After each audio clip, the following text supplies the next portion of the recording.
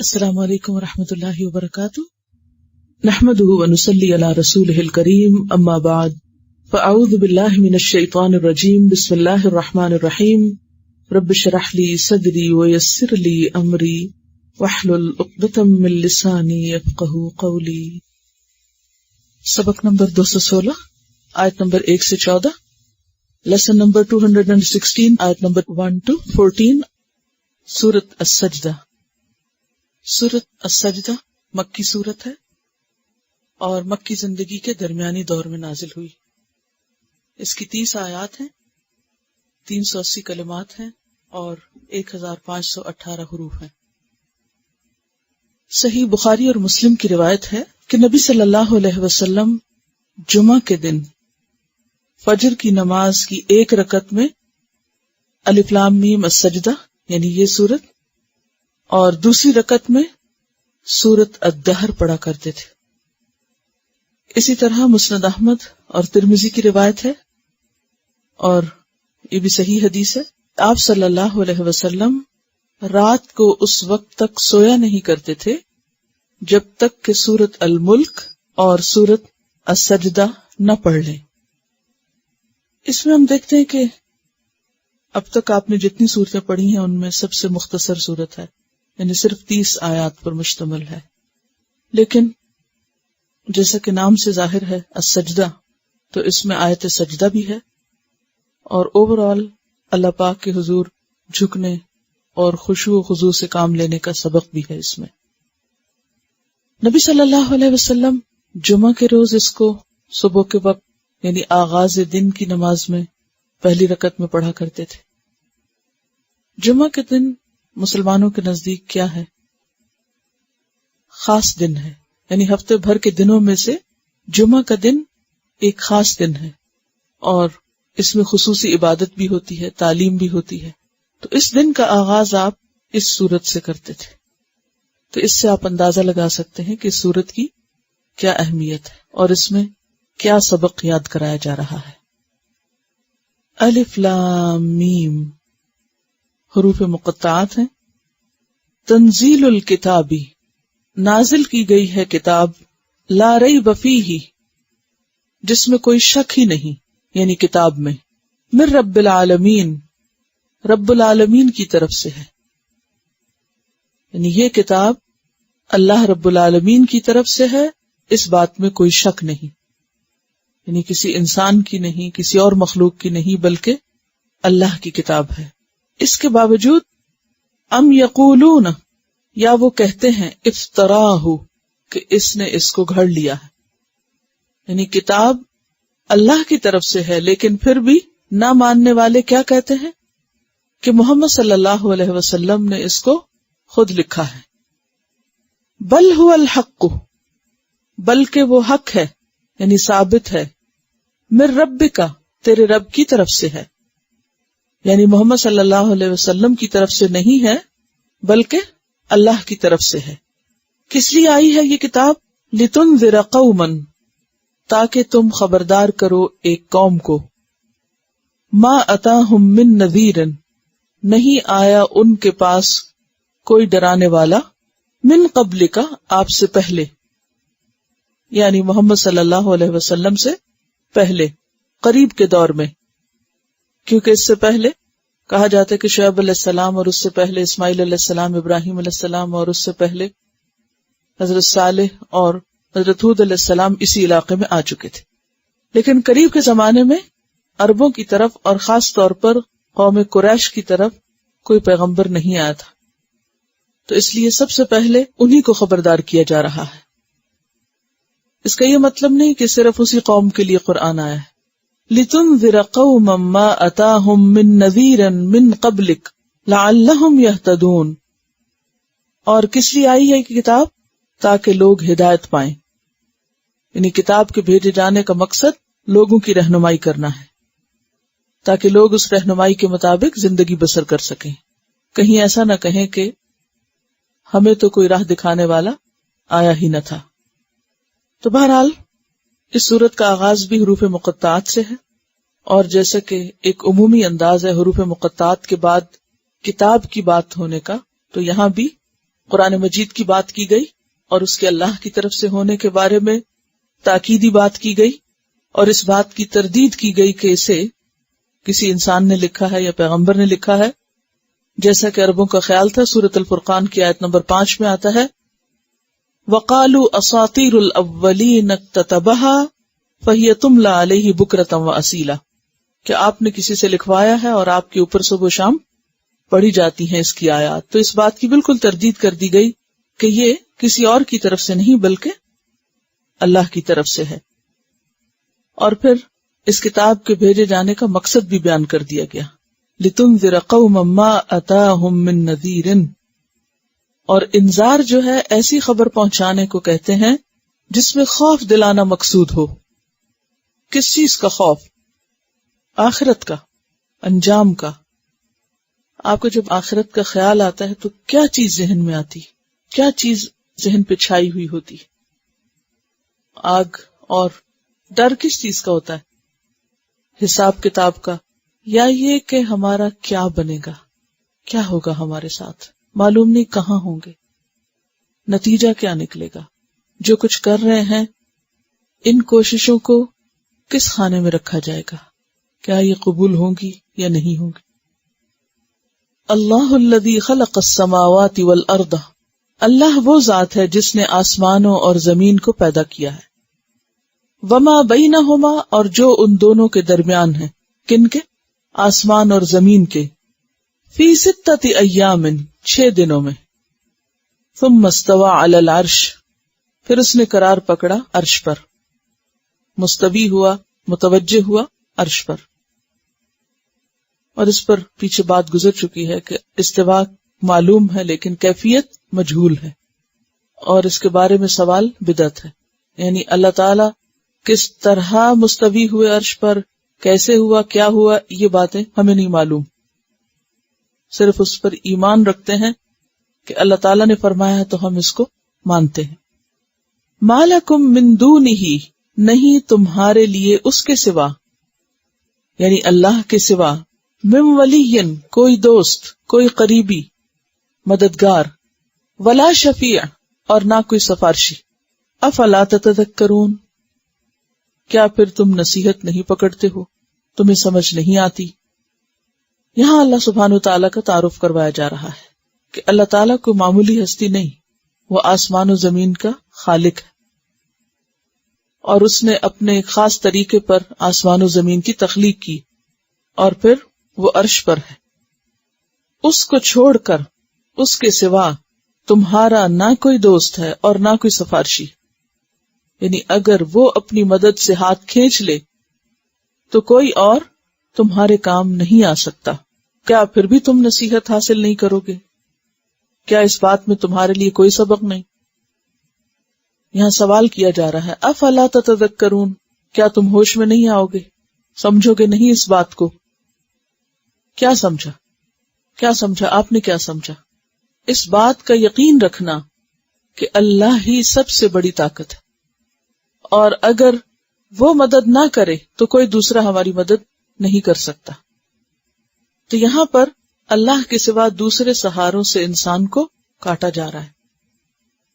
مَا لَكُم مِّن دُونِهِ مِن وَلِيٍّ وَلَا شَفِيعٍ، انسان اللہ کی عبادت خوشی سے اور پوری یکسوئی سے اور دل کی محبت سے کر ہی نہیں سکتا جب تک کہ انسان کو اللہ پر بھروسہ نہ ہو، اور اللہ کی مدد اور اللہ کے قرب اور اللہ کے سہارے کا پکا یقین نہ ہو۔ افلا تتذکرون، کس سے خطاب ہے؟ پہلے درجے پر تو اہل مکہ سے، اور اس کے بعد ہم سب سے بھی ہے۔ یدبر الامر، دبر یدبر تدبیر، دال بے اس کا روٹ ہے۔ تدبیر کہتے ہیں کسی معاملے کے انجام پر نظر رکھتے ہوئے اس میں غور و فکر کرنا۔ تدبیر دبر سے نا، دبر پیٹھ کو کہتے ہیں، پیچھے کو، یعنی کسی معاملے کے انجام اور نتیجے پر نظر رکھتے ہوئے اس میں غور کرنا۔ مثلا آپ غور و فکر کرتے ہیں، کوئی بھی کام کرتے ہیں تو آپ غور و فکر کرتے ہیں، پلاننگ کرتے ہیں کیا؟ کوئی مثال لائیے عام روزمرہ زندگی سے تاکہ یدبرو کی بات سمجھ میں آئے آپ کو۔ اگر آپ کو کہیں انویسٹ کرنا ہے تو آپ صرف سنی سنائی پہ یقین کر کے اور جلدی میں فیصلہ نہیں کرتے، اور جو لوگ کر لیتے ہیں پھر وہ نتیجہ بھی ویسے ہی پاتے ہیں۔ آپ کوئی بھی کام شروع کرنا چاہتے ہیں تو آپ ضرور دیکھتے ہیں کہ اچھا اس کا اینڈ ریزلٹ کیا ہوگا، نتیجہ کیا نکلے گا۔ کچھ لوگ نتیجے کی پرواہ کرتے ہوئے کام شروع کر لیتے ہیں اور کچھ لوگ نتیجہ سامنے رکھ کے کام کرتے ہیں۔ تو بہتر کام کون سا؟ آپ نے کیا نتیجہ رکھا تھا سامنے یہاں آنے سے پہلے؟ کیوں آئے ہیں یہاں؟ کیا سوچ کے آئے؟ اتنا وقت لگا رہے ہیں، اتنی محنت کر رہے ہیں، اتنی مشکل سے گزر رہے ہیں، اتنی مخالفتیں برداشت کرتے ہیں، کیا انجام سامنے رکھا ہے؟ کیا ملے گا؟ دنیا میں سے کیا ملے گا؟ کچھ بھی نہیں۔ یعنی آخر انسان کوئی بھی فیصلہ کرتے وقت کچھ تو سوچتا ہے، کیوں کرنے جا رہا ہوں میں؟ کچھ پکانے لگتے ہیں مثلاً آپ کس چیز کو سامنے رکھ کے کام شروع کرتے ہیں؟ کوئی بھی کھانا پکانے سے پہلے اس کی آخری شکل آپ کے ذہن میں ہوتی ہے یا نہیں؟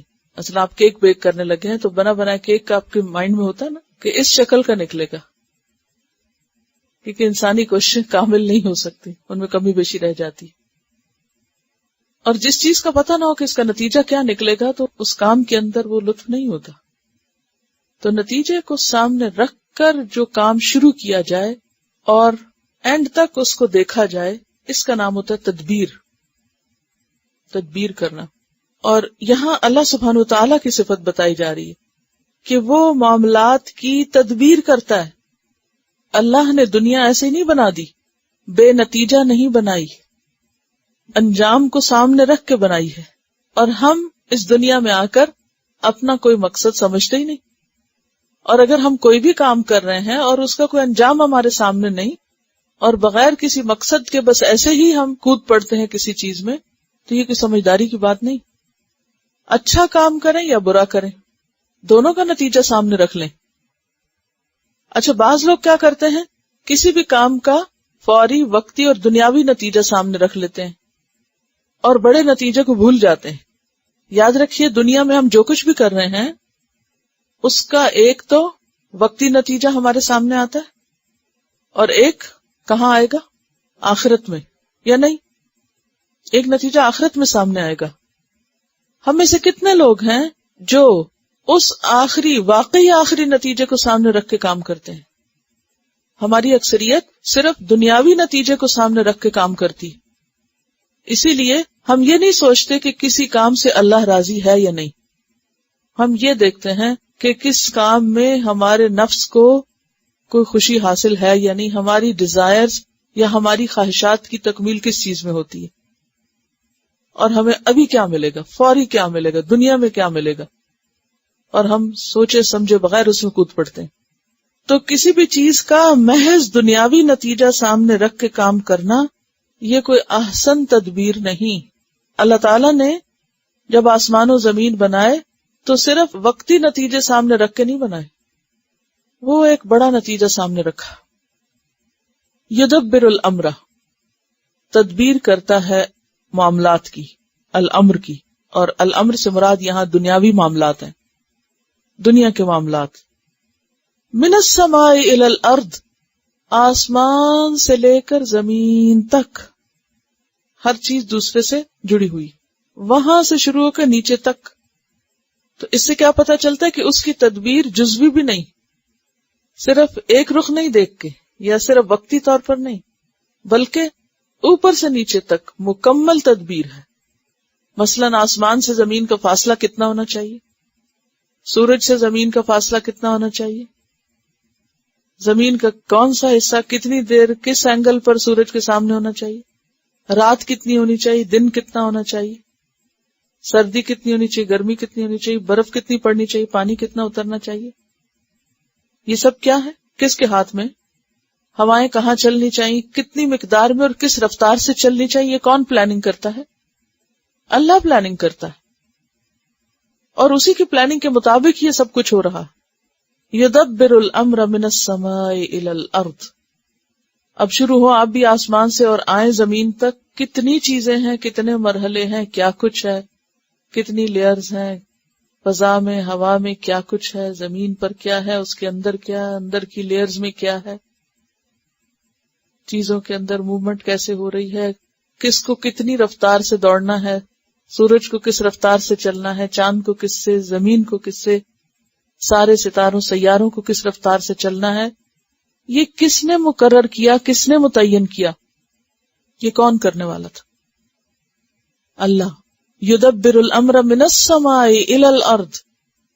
اور یہ پلاننگ کو معمولی سی پلاننگ، یہ جس کو ہم لائف سائیکل کے نام سے جانتے ہیں یا واٹر سائیکل کے نام سے جانتے ہیں، یہ کس کی تدبیر ہے اور کس کی پلاننگ ہے؟ یہ کس نے یہ سب کچھ ڈیسائیڈ کیا؟ کیا وہ کوئی معمولی ہستی؟ ایک چھوٹا سا پروجیکٹ ہوتا ہے تو جب اس کی پلاننگ ہوتی ہے کتنا عرصہ لگتا ہے؟ طویل وقت لگتا ہے نا. بعض اوقات جتنا وقت پلاننگ میں لگتا ہے اتنا اس چیز کے بننے میں نہیں لگتا. جیسے ایک نقشہ بنانے کا جو وقت ہے وہ بعض اوقات طویل ہو جاتا ہے تعمیر سے بھی. آپ نے بعض اوقات دیکھا ہوگا کہ جس علاقے میں گھر بننے ہوتے ہیں تو وہاں انڈر گراؤنڈ جو کچھ بچھایا جا رہا ہوتا ہے، سڑکیں جس طرح بنتی ہیں، اور اس سے پہلے بھی جتنی پلاننگ ہوتی ہے، کتنے گھر بنیں گے، کتنی پارکنگ ہو، کہاں کیا چیز ہو، ایک عرصہ لگتا ہے. اور اس کے بعد آپ دیکھتے ہیں اچھا صبح میں دیکھا تو گھر بن چکا اتنا، اور شام میں دیکھا تو اتنا، اور کچھ دنوں میں دیکھا تو کتنا. تو وہ ایسے لگتا ہے جیسے فوراً ہو گیا، لیکن اس کے پیچھے جو ایک لمبی پلاننگ تھی وہ ہمیں نظر نہیں آتی. حتیٰ کہ کون سا درخت کس موسم میں بلوم کرے گا، کب کس پہ پھول آئیں گے، کتنے دن رہیں گے اور کتنے دن کے بعد ختم ہو جائیں گے، یہ اس کی پلاننگ ہے. فضا کے اندر ایک جو بیلنس اس نے رکھا، زمین پہ جو رکھا، پرندوں، جانوروں، انسانوں کے لیے جو خوراک پیدا کی، اس کی پلاننگ، کون کیا کھائے گا، کتنا کھائے گا، کتنے عرصے تک، پانی کتنا چاہیے انسانوں کو، ہم کتنی چیزیں یوز کرتے ہیں، کتنی استعمال میں آتی ہیں، ہمیں تو کوئی گنتی اور شمار بھی نہیں. وَإِن تَعُدُّوا نِعْمَتَ اللَّهِ لَا تُحْصُوهَا. ابھی تو ہم نے وہ سب کچھ ڈسکور بھی نہیں کیا جو اللہ نے ہمارے لیے رکھی ہیں نعمتیں زمین میں. اس کو پتا ہے کہ کتنے عرصے میں لوگ زمین کی گیس ختم کر دیں گے، پیٹرول ختم کر دیں گے، پھر اس کے بعد ان کا گزارا کس چیز پہ ہوگا، کون کون سے ریسورسز ختم کر دیں گے، پھر اس کے بعد کیا ہوگا ہمیں نہیں پتا. ہم کیا کیا پلاننگ کرتے رہتے ہیں اور اللہ تعالیٰ کی پلاننگ کچھ اور ہوتی. اور پھر یہ یہیں تک نہیں، اس کے بعد کیا ہوگا، آسمان و زمین کے خاتمے کے بعد کیا ہوگا، یہ بھی اس کو پتا ہے. تو تدبیر ہوتی ہے کسی چیز کے انجام کو سامنے رکھ کر اس میں غور کرنا، اور اس کے مطابق پھر تخلیق اور باقی سب چیزیں شروع ہوتی ہیں. یدبر الامر من السماء الى الارض ثم یعرج الیہ. پھر چڑھتا ہے، یعرج ہوتا ہے عروج سے، اوپر چڑھنا. عروج کس کو کہتے ہیں؟ بلندی کو.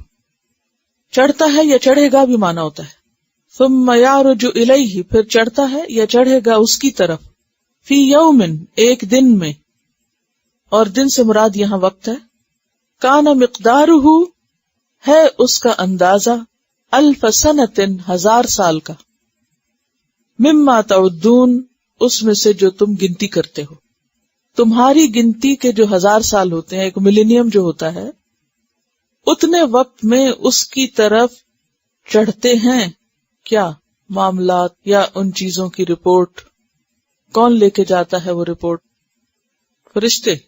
فرشتے رات اور دن چڑھتے رہتے ہیں. تو یہاں صرف دن کی بات ہوئی. مراد اس سے یہ ہے، حقیقی مراد تو اللہ ہی جانتا ہے، لیکن جو بظاہر سمجھ میں آتی ہے بات وہ یہ کہ انسانوں کی گنتی میں جو کام 1000 سال میں ہوتا ہے وہ فرشتے ہر روز کرتے رہتے ہیں. یعنی اس تیز رفتاری سے سارے کام ہو رہے ہیں. یہ صرف ایک اندازہ دینا ہے انسان کو، ورنہ ان چیزوں کی اصل حقیقت صرف اللہ کو پتا ہے. ثم یعرج الیہ، پھر چڑھتا ہے اسی کی طرف. کیا؟ الامر، یعنی جو اس نے تدبیر کی، بنایا، یہ سب چیزیں کیا کر رہی ہیں، کون زندہ ہو رہا ہے، کون مر رہا ہے، ہر آن کوئی جی رہا ہے، کوئی مر رہا ہے. تو ان سب کاموں کی جو رپورٹ ہے یا ان سب کاموں کی جو سرگزشت ہے وہ اللہ کے پاس جاتی ہے ایک دن میں. اور دن سے مراد مطلقاً دن نہیں، کیونکہ رات میں بھی ہوتے ہیں، فرشتے چڑھتے رہتے ہیں. مقدارہ 1000 سنۃ مما تعدون. اب یہ فرشتوں کی بات کہاں سے آ گئی؟ یہاں تو نہیں لکھا ہوا کہ فرشتے چڑھتے ہیں، یعنی کس چیز کی طرف اشارہ ہے؟ یعنی الامر کی طرف اشارہ ہے کہ امر واپس جاتا ہے، یعنی روداد یا رپورٹ، اور لے کے اس کو چڑھتے ہیں. دوسری جگہ سے پتہ چلتا ہے کہ فرشتے جاتے ہیں. سورۃ المعارج آیت 4 میں آتا ہے تعرج الملائکۃ. یہاں یارجو کی بات میں آگے فرشتوں کا لفظ نہیں، لیکن سورۃ المعارج سے پتہ چلتا ہے تعرج الملائکۃ والروح الیہ فی یوم کان مقدارہ 50,000 سنۃ، کہ فرشتے اور روح، یعنی روح سے مراد جبریل امین، اس کی طرف چڑھتے ہیں ایک ایسے دن میں جس کی مقدار 50,000 سال کے برابر ہے. اب وہ بلندیاں بھی تو فرق ہے نا. ہو سکتا ہے کہ یہ اللہ ہی بہتر جانتا ہے، غیب کا علم صرف اللہ کو. ہم صرف چونکہ دو الگ الگ فگرز دیے گئے، ایک جگہ 1000 سال کی بات ہے، ایک جگہ 50,000 سال کی بات ہے. جیسے نبی صلی اللہ علیہ وسلم نے معراج کے موقع پر 7 آسمانوں کی سیر کی تھی اور مختلف چیزوں کا مشاہدہ کیا تھا. تو ہو سکتا ہے کہ کچھ چیزیں 1000 سال کی مسافت تک جاتی ہوں، کچھ ریکارڈز وہاں جمع ہوتے ہوں، جیسے فرشتے ہمارے اعمال وغیرہ لے کر جاتے ہیں، اور کچھ چیزیں ہو سکتا ہے کہ اس سے بھی اوپر جاتی ہوں جس کی مسافت 50,000 سال ہے. ابن عباس سے اس کے بارے میں پوچھا گیا تھا تو انہوں نے کہا کہ اللہ ہی بہتر جانتا ہے کہ اس سے مراد کیا. ہمارا صرف ایمان ہے کہ جو یہ کہا گیا ہے یہ ٹھیک ہے، ایسا ہوتا ہے. ہمیں کیوں بتایا گیا کہ ایسا ہوتا ہے؟ آپ کو کیا محسوس ہو رہا ہے؟ کیا خیال آ رہا ہے آپ کے دل میں؟ اب دیکھیے کہ عام طور پر ہم اگر کسی فیکٹری میں جاتے ہیں، کسی کمپنی، بڑی کمپنی میں جاتے ہیں، دیکھتے ہیں تو ہم ٹھٹک کے رہ جاتے ہیں، مروب ہو کے، اسپیچ لیس. کیا انسان ہیں، کیا کام کر رہے ہیں، کیسی پلاننگ کی ہوگی انہوں نے، اور کتنا پرفیکٹ سسٹم بنایا، کیا کیا اس سے سامنے آ رہا ہے اور انسانوں کو کتنے فائدے پہنچ رہے ہیں. لیکن یہ پوری کائنات کا جو کارخانہ چل رہا ہے، اس پر کبھی توفیق نہیں ہوئی بچپن سے بڑھاپے تک کہ بیٹھ کے کبھی سوچیں کہ اس کے پیچھے کتنی پلاننگ ہوگی اور اس کی رپورٹنگ کس طرح ہوتی ہوگی. اور دنیا میں تو جتنی بھی رپورٹس تیار ہوتی ہیں ان میں 100 غلطیاں ہو سکتی ہیں. اللہ کے پاس تو جو اعمال ہمارے جاتے ہیں وہ کامے اور ڈاٹ کے ساتھ، پرفیکشن کے ساتھ، ایک ایک بات، نہ صرف یہ کہ ظاہری لکھائی، اندر کی انٹینشنز، ارادے، نیتیں، سب کے سب ساتھ اٹھتے ہیں. مثلاً آپ یہاں کیوں بیٹھی ہوئی ہیں اس وقت؟ مجھے نہیں پتا آپ کیوں آئے ہیں یہاں، اس کو پتا ہے، وہ سب جانتا ہے. یہاں سے آپ کیا سیکھتے ہیں، کتنا سیکھتے ہیں، کیا لے کے باہر نکلتے ہیں، یہ اس کو سب پتا ہے. مجھے نہیں پتا، آپ کے آس پاس والوں کو نہیں پتا. اس نے ایک ایک چیز لکھی ہوئی ہے، سب کچھ احاطہ ہو رہا ہے، سب گھیرا جا رہا ہے، سب اس کے سامنے پیش ہوگا، پورا پورا حساب ہوگا. ایک ادنا سی غلطی کا بھی امکان نہیں ہے. یہ چیز ہمیں کبھی نہیں ڈراتی، اس چیز کا ہمیں کبھی خوف نہیں آتا. ہم گھروں میں کیا کرتے ہیں، ہم تنہائی میں کیا کرتے ہیں، دوستوں کے ساتھ بیٹھ کے کیا کرتے ہیں، چھپ کے کیا کرتے ہیں. ہو سکتا ہے انسانوں سے چھپ جائے، اس سے کچھ بھی چھپا ہوا نہیں، کچھ بھی نہیں چھپا ہوا، سب پتا ہے اس کو. ان ساری چیزوں کی رپورٹنگ وہاں ہوتی ہے اس کے دربار میں، اور اتنی محفوظ طریقے سے کہ کوئی ہمارا ہاتھ جا کے اس کو مٹا نہیں سکتا. دنیا میں تو چینجز ہوتی رہتے ہیں، اچھا یہ لکھا ہے اب یہ کاٹ دو، یہاں سے یہ ایڈٹ کر دو، یہ نکال دو، یہ بڑھا دو، یہ جھوٹ لکھ دو، یہ سچ لکھ دو. لیکن وہاں کچھ بھی کوئی نہیں کر سکتا. اور ہم جو کام 1000 سال میں اور 50,000 سال میں کر سکتے ہیں نا، وہ ایک دن میں ہوتے رہتے ہیں. ہر روز فرشتے چڑھتے ہیں، اترتے ہیں. قرآن پاک میں ایک جگہ پر فرمایا گیا وَيُرْسِلُ عَلَيْكُمْ حَفَظًا، اور پھر سورۃ الطارق میں آپ دیکھیے کس زوردار انداز میں فرمایا ان کل نفس لما علیہا حافظ. ہر شخص کے ساتھ ایک نگران لگا ہوا ہے، ہر وقت نگرانی کر رہا ہے. کرتے کیا ہو تم، کیا کر رہے ہو؟ کوئی ہے جو مقابلہ کرے اللہ کا؟ کوئی نہیں کر سکتا. لیکن ہم اس سے ڈرتے نہیں ہیں، اس سے نہیں ڈرتے، کیونکہ عقل کام نہیں کرتی نا. عقل کام کرتی ہوتی تو سب سے بڑھ کے صرف اس کا ڈر ہوتا. ثم يعرج الیہ، سب چڑھتا ہے اس کی طرف، سب جاتا ہے، سب رپورٹنگ وہاں ہوتی ہے. فی یوم کان مقدارہ 1000 سنۃ مما تعدون ذلک عالم الغیب والشہادۃ العزیز الرحیم. ذالک، یہ ہے، عالم الغیب، غیبوں کا جاننے والا اللہ، والشہادہ حاضر کا جاننے والا. اس کے لیے کچھ فرق نہیں کہ کیا سامنے ہے اور کیا پیچھے ہے، کیا چھپا ہوا ہے اور کیا نظر آتا ہے، سب برابر ہے اس کے لیے، کیونکہ عالم الغیب والشہادہ، کیونکہ ان سب کے اوپر وہ خود نگران ہے نا. لہذا کوئی غلط رپورٹنگ کرے گا بھی کیسے؟ فرشتے کہاں غلطی کر سکتے ہیں؟ کیونکہ اللہ تعالیٰ براہ راست نگرانی کر رہا ہے اپنی ہر چیز کی. اور کیسی نگرانی؟ لا تأخذہ سنۃ ولا نوم، نہ اس کو نیند آتی ہے اور نہ ہی اس کو اونگ آتی ہے. ہم سب سستی کر سکتے ہیں، سو جاتے ہیں، بھول جاتے ہیں، کچھ سے کچھ کر جاتے ہیں، لیکن اس کے ہاں کسی غلطی کا امکان نہیں. العزیز زبردست ہے، غالب ہے، قادر ہے، قوت والا ہے. الرحیم رحم فرمانے والا ہے. یہ اس کی رحمت ہے کہ انسانوں کی ان ساری حرکات کو دیکھتے ہوئے پوری طاقت اور قدرت کے باوجود بھی ہاتھ روکے ہوئے، ورنہ تو وہ کسی بھی وقت ہر چیز ختم کر کے رکھتے.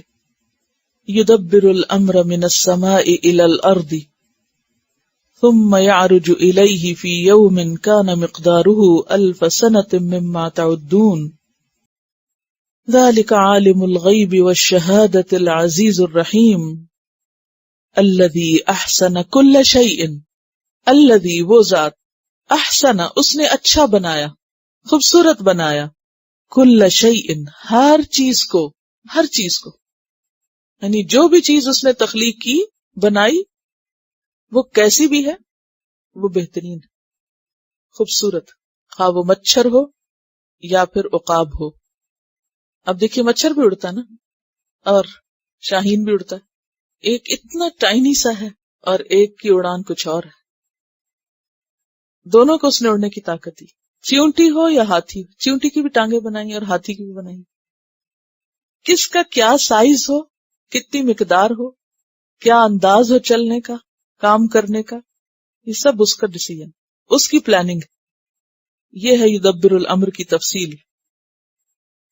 الذی احسن کل شیء، جس نے ہر چیز کو خوبصورت بنایا، بہترین بنایا.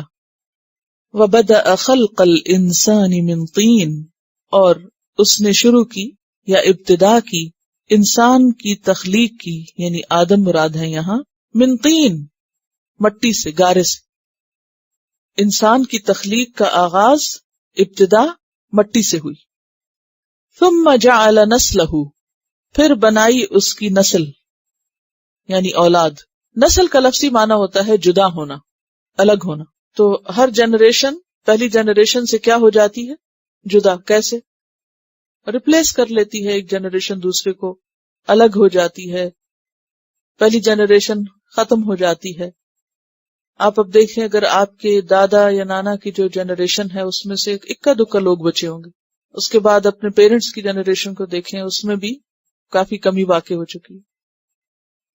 اور پھر اپنے پہ دیکھیں تو اس میں بھی کہیں کہیں عمل شروع ہو چکا ہے. ایک گھر میں مثلا 5 بہن بھائی پیدا ہوتے ہیں، آنے کی ترتیب کچھ ہوتی ہے، جانے کی کچھ اور ہو جاتی ہے. اس کے فیصلے، کس کو کب بھیجنا ہے، کس کو کب واپس بلانا ہے. تو یہ جو الگ ہونا ہے، نسل کا معنی کیا ہے لفظی؟ الگ ہونا، جدا ہونا. اور نسل کو نسل کہتے بھی کس لیے کہ وہ پہلوں سے جدا ہو جاتے ہیں، الگ ہو جاتے ہیں، حالانکہ وہ انہی میں سے ہوتے ہیں. اور مراد نسل سے یہاں کون ہے؟ اولاد. پھر اس کی اولاد کو بنایا من سلالت، سلالہ سے، سلن سے. سلالہ کہتے ہیں نچوڑ، خلاصے، جوہر کو. نطفہ مراد ہے، کیونکہ نطفہ جو ہے وہ انسانی جسم کا نچوڑ ہے. انسانی جسم کو جس چیز کی ضرورت ہے اس کی ساری پروگرامنگ اس کے اندر ہوئی بھی ہے، اس سلالہ کے اندر. تو اس میں آپ دیکھیں کہ کس طرح ایک مائکروسکوپک جسم کے اندر ہر چیز موجود ہے جو آگے جا کر ایک پرفیکٹ انسان بنا دیتی. تو سلالہ کیا ہے؟ نچوڑ. نچوڑ کیا ہوتا ہے؟ یعنی ساری چیز کا مغز، خلاصہ، یعنی کنسنٹریٹڈ ایک طرح سے وہ سب کچھ جو انسان کے اندر ہوتا ہے. ثم جعل نسلہ من سلالۃ، اور یہ حیرت انگیز ہے نا، مٹی سے انسان بنایا اور پھر اس سے اس کی نسل چلائی، اور پھر نسل سلالہ سے چلائی، اتنی باریک چیز سے، اور پھر اس کو انسان بنایا، اور یہ سلالہ بھی کیا ہے؟ من ماء مہین، حقیر پانی سے، معمولی. یعنی اگر دیکھا جائے تو حقیر اس اعتبار سے بھی ہے کہ اس سارے میں سے صرف ایک سیل چاہیے ہوتا ہے، اور اس ایک سیل کے اندر پوری لائف کا سامان یا پوری انسانی ضروریات کا سامان اللہ نے پروگرام کیا ہوتا ہے. یعنی حقیر کوانٹٹی کے اعتبار سے بھی آپ دیکھیں کہ کتنی چھوٹی چیز ہے کہ جو نیکڈ آئی سے نظر نہ آئے، اور اپنے ویسٹیج کے اعتبار سے دیکھیں تو بھی ایک حقیر چیز ہے، بظاہر اس کی کوئی ویلیو نہیں. ثم سواہ، پھر اس کو پورا پورا بنایا. سوا یسوی، تسویہ کہتے ہیں کسی چیز کو بلندی پستی میں برابر کر دینا، یعنی اوپر نیچے سے ایک کر دینا، اسموتھ کر دینا.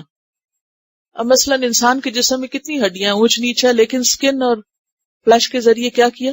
ہر چیز کو برابر کر دیا. آپ اپنے بازو پہ ہاتھ پھیر کر دیکھیں تو یہ جو کیفیت ہے یہ ٹچ کی، کہ اگر یہ نہ ہو، یہ پیڈنگ نہ ہو تو ہڈیاں کس قدر چبھیں. اگر اوپر نیچے ڈھانچہ جس طرح ہوتا ہے، کبھی آپ نے دیکھا ہوگا اسکیلٹن، تو اگر انسان ایک اسکیلٹن کی طرح ہوتا، چلتا پھرتا، تو وہ کس قدر تکلیف دہ ہوتا اپنے اور دوسروں کے لیے. تو یہاں اس کی طرف اشارہ. ثم سواہ، اس کو بالکل اسموتھ بنایا، ہموار بنایا. وَنَفَخَ فِيهِ مِن رُوحِهِ، اور اس میں اپنی روح سے پھونکا. اپنی روح سے، یہ جو اللہ نے انسان کو اپنی طرف جو اضافت کی ہے، اضافت کا کیا معنی ہوتا ہے؟ تعلق جوڑا یا نسبت کی. اپنی طرف جو نسبت کی اللہ نے کہ اپنی روح سے پھونکا، یہ اضافت حقیقی نہیں بلکہ اضافت تشریف ہے، عزت اور تعظیم کی خاطر ہے. ٹھیک ہے، یعنی اپنی طرف نسبت کی. کیا مطلب ہے اس بات کا؟ کیا سمجھیں؟ عزت دینے کے لیے اپنی روح سے پھونکا. وَجَعَلَ لَكُمُ السَّمْعَ وَالْأَبْصَارَ وَالْأَفْئِدَةَ قَلِيلًا مَا تَشْكُرُونَ، اور اس نے بنائے تمہارے لیے السمع، کان، تاکہ تم سن سکو، والابصار، اور آنکھیں تاکہ تم دیکھ سکو، والافئدہ، اور دل تاکہ تم سمجھ سکو. اور دلوں سے سمجھنے کا کام. قلیلا ما تشکرون، کتنا کم تم شکر ادا کرتے ہو، بہت ہی نا شکرے ہو، تھوڑا شکر کرتے ہو. کم لوگ ہیں جو شکر کرتے ہیں. اب یہاں پر آپ دیکھیے کہ اللہ تعالیٰ کی قدرت اور عظمت.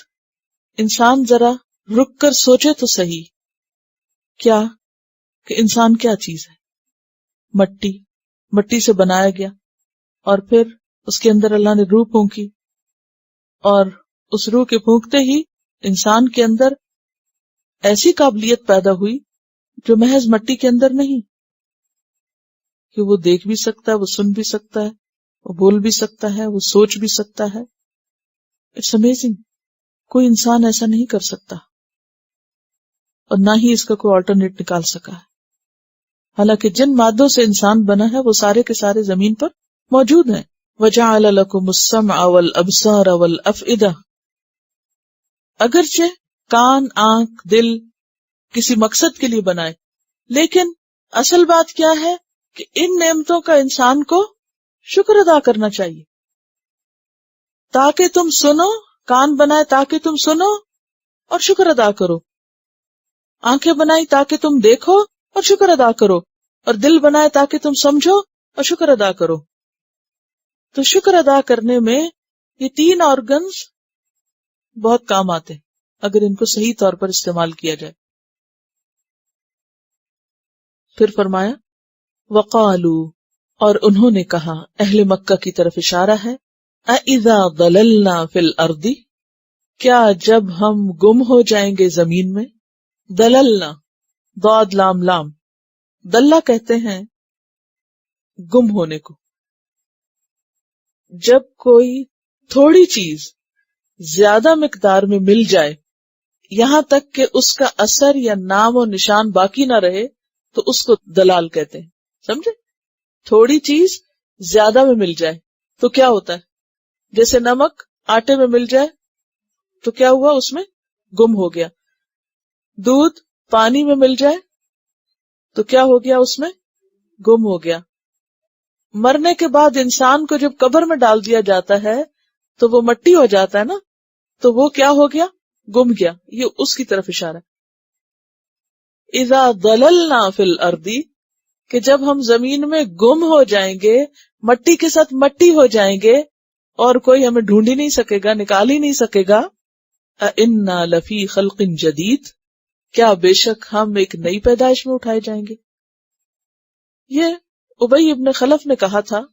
قرآن نام نہیں لیتا اور جنرل سینس میں بات کرتا ہے، اور ویسے بھی جو ان کے ساتھی تھے وہ ان کو اپروو کرتے تھے ان کی باتوں کو، اس لیے سب کو ہی بیچ میں لایا گیا کہ جو قیامت کے منکرین ہیں ان کی آرگیومنٹ کیا ہے کہ یہ کیسے ممکن ہے کہ جب ہم زمین میں گم ہو جائیں. اور اس کے لیے عام طور پر لوگ کیا مثالیں دیتے، اچھا یہ کیسے ممکن ہے کہ اگر دودھ پانی میں مل جائے تو آپ اس کو الگ کر لیں. اب اس دور میں تو شاید کچھ ممکن بھی ہو، اس دور میں تو یہ ممکن نہیں تھا. تو وہ سمجھتے تھے یہ عقل سے بعید ہے بات کہ کوئی زمین میں جانے کے بعد پھر اس کو الگ نکال کے پھر سے پیدا کیا جائے. اور اذا جو ہے یہ استفہام ہے، لیکن استفہام انکاری ہے جو استہزاء کے لیے استعمال ہو رہا ہے. ٹھیک ہے، مذاق اڑانے کے معنی میں. بل ہم بلقاء ربہم کافرون، بلکہ وہ اپنے رب کی ملاقات کے انکاری ہیں. نہ صرف یہ کہ قیامت کے انکاری ہیں بلکہ رب کی ملاقات کے بھی انکاری ہیں. انکار پر انکار ہے. قل کہہ دیجئے، یتوفاکم، جان لے گا تمہاری، فوت کرے گا تم کو، پورے پورا لے لے گا. ملک الموت، ملک الموت، موت کا فرشتہ. الذی وکل بکم، جو تم پر مقرر کیا جا چکا ہے، اپوائنٹڈ ہے. کس فرشتے نے کس شخص کے پاس جا کر جان لینا ہے، اور وہ انتظار میں ہے کب حکم ملے اور فوراً پہنچو. ثم الی ربکم ترجعون، پھر تم اپنے رب کی طرف لوٹائے جاؤ گے.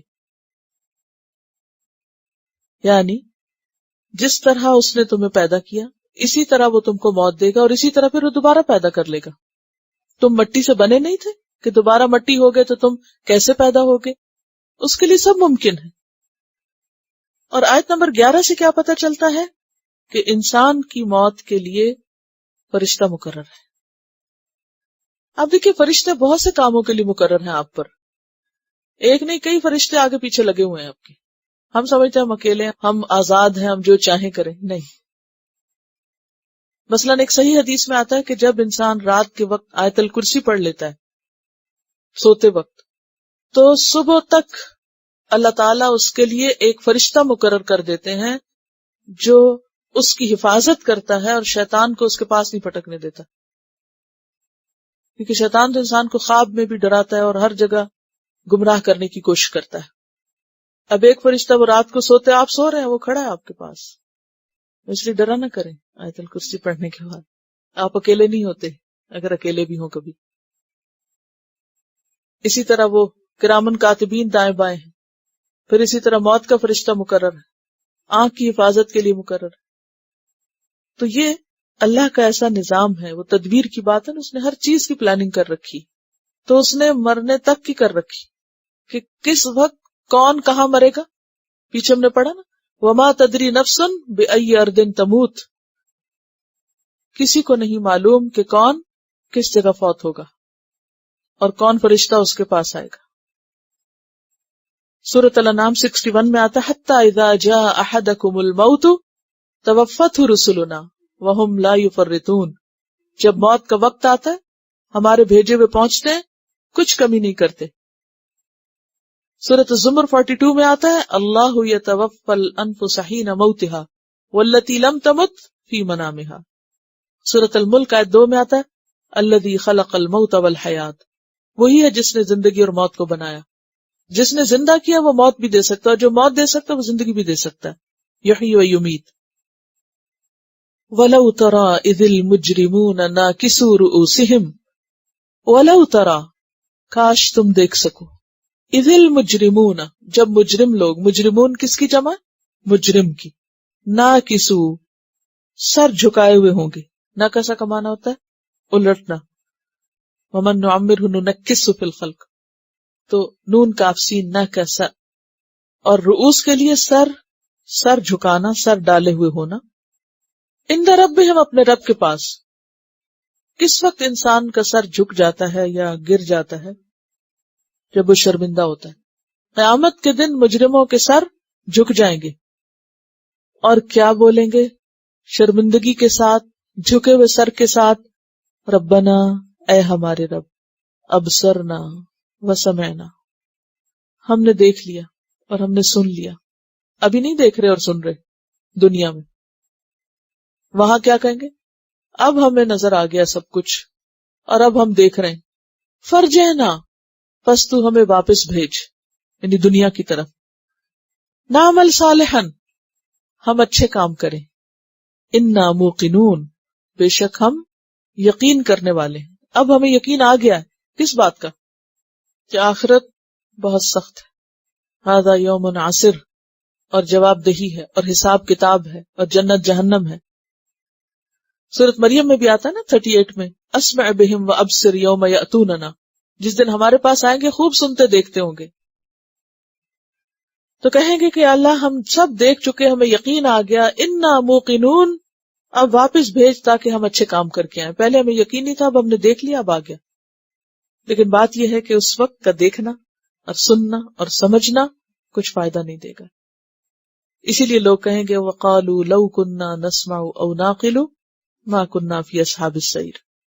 سورۃ الانعام میں آتا ہے وَلَوْ تَرَىٰ إِذْ وُقِفُوا عَلَى النَّارِ فَقَالُوا يَا لَيْتَنَا نُرَدُّ وَلَا نُكَذِّبُ بِآيَاتِ رَبِّنَا وَنَكُونَ مِنَ الْمُؤْمِنِينَ بَلْ بَدَا لَهُم مَّا كَانُوا يُخْفُونَ مِن قَبْلُ وَلَوْ رُدُّوا لَعَادُوا لِمَا نُهُوا عَنْهُ. ایک تو اللہ تعالیٰ بھیجے گا نہیں، اور اگر اللہ بھیجے بھی تو اللہ تعالیٰ فرماتے ہیں یہ پھر وہی کریں گے جو کر کے آئیں. وَإِنَّهُمْ لَكَاذِبُونَ، یہ بالکل جھوٹے ہیں. اس لیے اللہ تعالیٰ نے کوئی چانس ہی نہیں دیا، کسی کے پاس دوسرا چانس نہیں ہے. ابھی جو کچھ کسی کو کرنا ہے وہ کر لے. لمن شاء منکم ان یستقیم، سیدھا ہونا تو ابھی ہو جائے. وَلَوْ شِئْنَا، اور اگر ہم چاہتے، لَآتَيْنَا كُلَّ نَفْسٍ، البتہ ہم دے دیتے ہر شخص کو، ہداہا، اس کی ہدایت. اگر ہم چاہتے تو ہر شخص کو اس کی ہدایت دے دیتے، یعنی زبردستی ہدایت پر قائم کر دیتے. وَلَكِنْ حَقَّ الْقَوْلُ مِنِّي، لیکن حق ہو گئی بات میری طرف سے، یعنی میری تقدیر غالب آ گئی. کیا؟ لَأَمْلَأَنَّ جَهَنَّمَ مِنَ الْجِنَّةِ وَالنَّاسِ أَجْمَعِينَ، کہ میں ضرور بھر دوں گا جہنم کو جنوں سے اور انسانوں سے، سب کے سب سے. تو بات یہ ہے کہ انسان کے پاس اس دنیا میں اللہ نے اس کو امتحان کے لیے پیدا کیا. آنکھ کان دل اسی لیے بنائے کہ ہم عقل سے کام لیں، سوچے سمجھے اور اللہ کا حق ادا کر کے اس دنیا سے جائیں. اور پھر اس کے ساتھ ساتھ چونکہ ہمیں امتحان کے لیے پیدا کیا گیا ہے، اسی لیے اللہ تعالیٰ نے ہمارے لیے یہ کان اور آنکھیں بنائی. جیسے کہ سورۃ الدہر کے شروع میں کہتا ہے اِنَّا خَلَقْنَا الْإِنسَانَ مِن نُطْفَةٍ أَمْشَاجٍ نَبْتَلِيهِ فَجَعَلْنَاهُ سَمِيعًا بَصِيرًا، کہ ہم نے انسان کو ایک مخلوط نطفے سے پیدا کیا اور اس کے لیے ہم نے اس کو سننے والا، دیکھنے والا بنایا. اور کیوں پیدا کیا؟ نبتلیہ، تاکہ ہم اس کو آزما کر دیکھیں. تو ہم سب یہاں امتحان میں ہیں. اگر یہ موقع چلا گیا، یہ چانس مس ہو گیا، تو دوبارہ کسی کو بھی نہیں مل سکتا. اسی لیے سورۃ الدہر میں آتا ہے ان ھذہ تذکرہ فمن شاء اتخذ الی ربہ سبیلا فذوقوا بما نسیتم لقاء یومکم ھذا. فذوقوا، پس چکھو. اور چکھنے کی بات کب آتی؟ چکھنے کا لفظ کیوں آتا ہے؟ چکھا کب جاتا ہے؟ جب کوئی چیز منہ میں آتی، یعنی پورے کنٹرول میں، یعنی واقعی اس میں کوئی جھٹلا نہیں سکتا پھر. اور ویسے بھی سارے جسم کے مقابلے میں جو زبان کا جو سینس ہے، یعنی ٹیسٹ بڈز جو ہیں، وہ زیادہ فرق محسوس کر سکتے ہیں. مثلا اگر آپ میٹھا ہاتھ پر رکھیں تو ہاتھ پر بھی اسکن ہے، لیکن ہاتھ آپ کو نہیں بتاتا کہ یہ چیز میٹھی ہے، یہ کھٹی ہے، نمکین ہے، یہ کڑوی. تو جب آپ زبان پہ رکھتے ہیں تو فوراً پتہ چلتا ہے، حالانکہ وہاں بھی اسکن ہے اور یہاں بھی اسکن ہے. تو چکھنے کی بات یہ ہے کہ انسان اس کا تو پھر کچھ انکار کر ہی نہیں سکتا.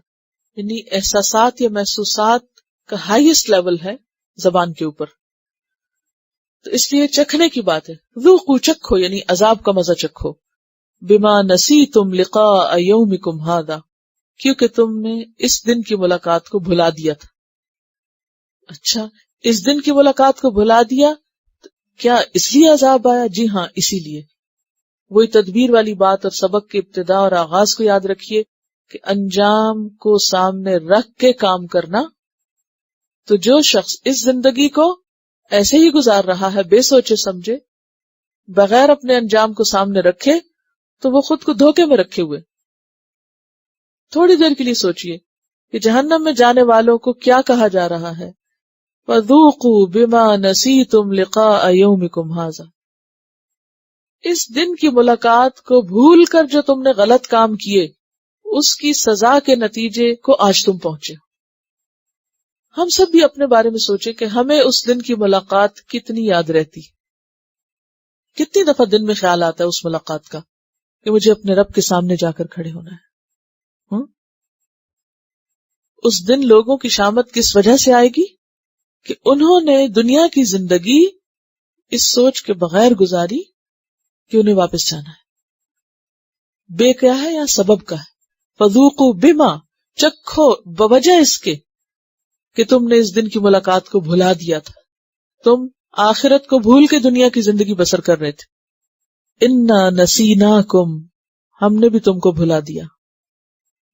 وذوقوا عذاب الخلد، چکھو عذاب ہمیشگی کا، بما کنتم تعملون، بوجہ اس کے جو تم عمل کیا کرتے تھے۔ یعنی جہنم کی سزا تمہارے اعمال کا نتیجہ ہے، یہ آگ تمہارے گناہوں نے بھڑکائی ہے۔ سورۃ الجاثیہ 34 میں بھی آتا ہے وَقِيلَ الْيَوْمَ نَنْسَاكُمْ كَمَا نَسِيتُمْ لِقَاءَ يَوْمِكُمْ هَذَا، کہا جائے گا آج ہم تم کو بھلا رہے ہیں جس طرح تم آج کے اس دن کی ملاقات کو بھولے رہے، کیونکہ جزاء سیئۃ سیئۃ مثلھا، جیسا عمل ویسی جزا۔ یہ کہیں اور بھی آیا کہ جیسا عمل ویسی جزا۔ فَمَن يَعْمَلْ مِثْقَالَ ذَرَّةٍ خَيْرًا يَرَهُ، سورۃ النبأ میں بھی آتا ہے لا يذوقون فيها بردا ولا شرابا الا حمیما وغساقا جزاء وفاقا، کیوں؟ انہم كانوا لا يرجون حسابا، یہ تھی مشکل، انہم كانوا لا يرجون حسابا وكذبوا بآیاتنا کذابا وكل شيء احصیناہ کتابا فذوقوا فلن نزیدکم الا عذابا۔ تو آخرت کی مار کو بھول کے بندہ اگر دنیا کے فائدوں کے لیے غلط کام کرتا رہے تو اس سے بڑی بدقسمتی کیا ہو سکتی ہے۔ لیکن آج کون ہے جو بتائے گا لوگوں کو کہ کل ایسا دن آنے والا ہے، اس کی تیاری کر لو۔ اور دوسروں کو بتانے سے پہلے خود ہمیں کتنا یاد ہے، ہم چھوٹی چھوٹی باتوں کو بہانہ بنا کے ان کی ضد میں آ کے اپنا نقصان کرتے رہتے ہیں۔ اکثر لوگوں کو یہ ہوتا ہے نا، میری زندگی میں یہ کیوں ہو گیا، چونکہ یہ ہو گیا اس لیے اب میں یہ نہیں کرنے والی، یعنی اللہ تعالیٰ سے مقابلے شروع کر دیتے ہیں۔ اللہ نے میرے ساتھ یہ کیوں کیا، اب میرا بھی دل نہیں کر رہا یہ اچھا کام کرنے کو۔ اب آپ خود سوچیں کہ اس کا کیا جواب ہو، سوائے اس کے کہ انسان خود کو دھوکہ دے رہا ہے کہ اللہ نے جو تمہارے ساتھ اتنی اور رحمتیں کی ہیں وہ تمہیں کیوں نہیں یاد، وہ کیوں بھولے ہوئے ہو۔ اور یہ دراصل شیطان کا وسوسہ ہوتا ہے۔ شیطان کیا چاہتا ہے، ہم عمل نہ کرنے کی کوئی نہ کوئی جسٹیفیکیشن تلاش کیے رکھے، اللہ کو بھی بلیم کرتے رہے اور سارا قصور نعوذ باللہ اللہ تعالیٰ کا قرار دے کے خود من موجی کریں، اپنی مرضی پہ چلیں، اور پھر انجام کون بھگتے گا، نتیجہ کس کے لیے؟ اللہ کا تو کچھ نہیں بگڑتا۔ انتم الفقراء الی اللہ واللہ هو الغنی الحمید۔ تو بات یہ ہے کہ انسان کی جو انا ہوتی ہے نا، ضد جو ہوتی ہے، یا اپنے آپ کو بڑی چیز سمجھنا اور بڑا مضبوط سمجھنا اور معلوم نہیں کیا کچھ، اور اس کی وجہ سے اللہ کا مقابلہ کرنا اور اللہ کی ناراضگی کو مول لینا، یہی دراصل انسان کو توڑنے کا سبب ہوگا۔ تلاوت سنیے۔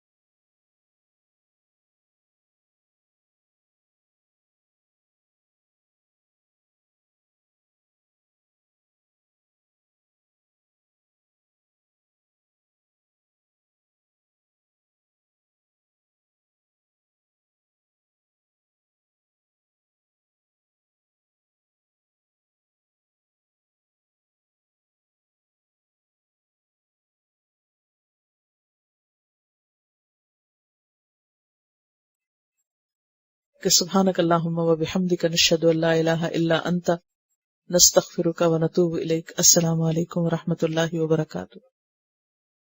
Quran vocabulary 100%. The best application to understand Quran. Study with flashcards. Word list. Learn 25% of Quran vocabulary in 7 days. Multiple MCQs to practice and test vocabulary. Single choice. Multiple choice. True false. Bookmark difficult words. Study wrongly answer words. Test your skills. 12 essential grammar lessons at Learn Quranic Grammar.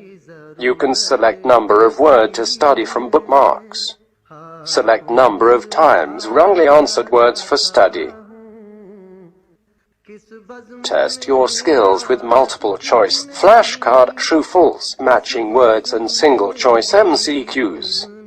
Grammar lessons are available in PDF format. Native Quranic and Urdu fonts. Available at Google Play and Apple App Stores. Download it today to contribute in the Islamic Apps Development Project. Quran vocabulary 100% in Urdu. Visit smartappsweb.com.